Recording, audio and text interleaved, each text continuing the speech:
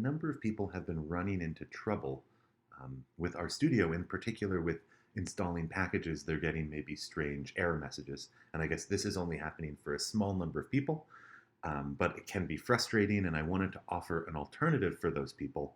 If you really can't get it to work, this is an alternative way you can engage with R and Rstudio through a web browser for a limited but relatively large number of hours a week for free. So what we're going to do is use Rstudio Cloud. And if you go to rstudio.cloud, as you can see in the web browser, it brings you to this link where you could sign up for an account. There are, again, these free accounts that allow you to engage with R in the cloud for up to 15 hours a week. So again, do remember to log out after you are done engaging to save hours. But I think also my understanding is there's no limit to the number of accounts you can make. You might need additional email addresses. Again, ideally, you would have Rstudio running and working on your computer. And I think for almost everyone, that will be the case. But if you can't do that, this might be a good way to engage with Rstudio and not fall behind. So I already signed up for an account. I'm going to log in. One thing to note, if I signed up with an account through my UW email, and here it asked me if I want to log in via University of Washington, and I'm not going to. I haven't set this up through some University of Washington setup. I'm just using my UW email, so I will click no thanks. I'd like to log in via Rstudio, and then we'll type in my password and log in. Of course, I'm going to cut that out. All right, now this is what I see when I log in. The first thing I'm going to want to do is create a new project. We haven't really talked about engaging with projects in Rstudio, but here the idea is this is sort of a virtual workspace that is hosted by Rstudio, the company, again, for free. And so on their server or their machine, I have a little area where I can store some files. Okay, so my project is now created. The name of the project is up here. I can change the name. I'll change it to PHI 512. Great. And now we see what looks like our usual sort of Rstudio screen. We have our console. In the lower right, where we might have things like histograms and such or other images, we actually have sort of our hard drive space on their machine. And right now it only has these two files that we don't have to worry about. We have our environment in the upper right.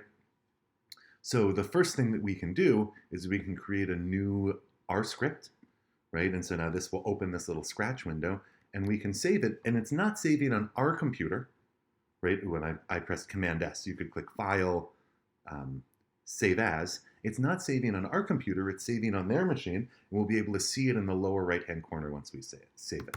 So I'll call it like my script. Great, so now it's saved.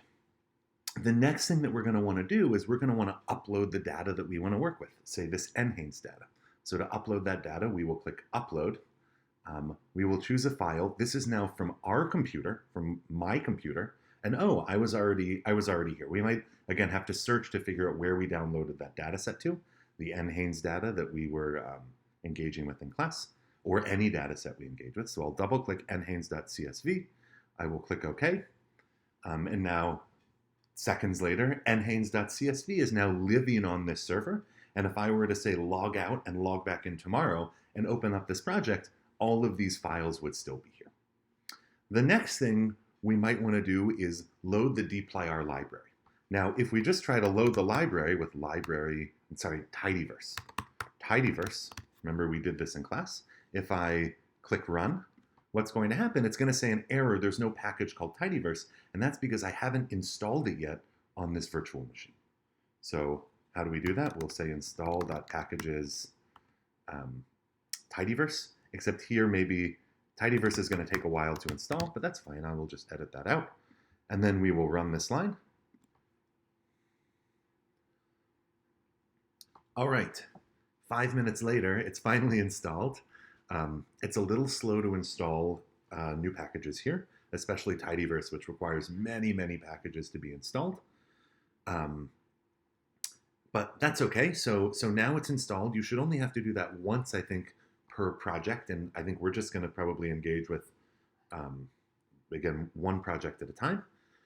So now that we've installed that, I'm going to delete this line because I don't really want that to live in my script.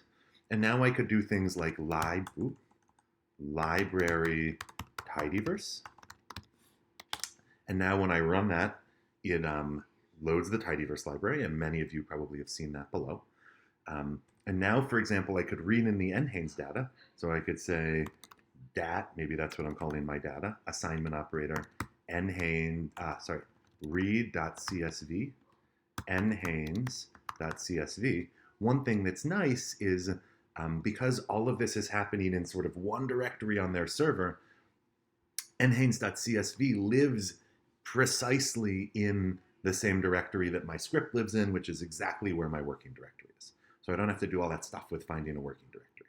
So great, I can run this line, and now I have dat, which is the nhanes data, and then I can run, again, things like dat age, and I can make, say, a histogram of this. And now I have a histogram of ages. And I could, for example, if I wanted to bring this, download this and put it on my computer, right, because I wanted this for homework assignment, I could click export, and then I could say save as image. And this is not going to save it on my computer, right? This is actually just going to save it on the server, and then I'm going to have to download it from there. So I could change the name of this, my first histogram. All right, so I have saved this. We're on this plots tab. We can move back to the files tab by clicking. Now we have my first histogram as a new object here, and we can actually download any of these objects back onto our hard drive. How do we do that? We would click more. We would go down and click export. It's possible that for you, export will appear and you won't have to click more. So we click more, we click export. Oops, we needed to select a file. So we left click this check to the left of my first histogram. We click more, and then we click export.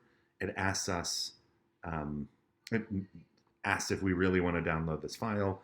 We can click download, and now it downloads it. And for me, this is going to be to my downloads folder. It may be to a different place for you. So anyhow, you could engage with your homework assignment here.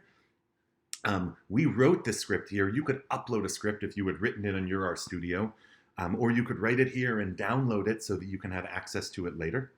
And I suggest doing that again because there's this sort of 15-hour per month limit per account. And again, ideally, you can do all of this stuff on your own machine. You don't need to engage here on this Rstudio cloud. But if you're really struggling to get things working, you can set this up actually very quickly, I think. You know, it was about a 5 to 10 minute setup for me. Anyhow, hopefully that's helpful.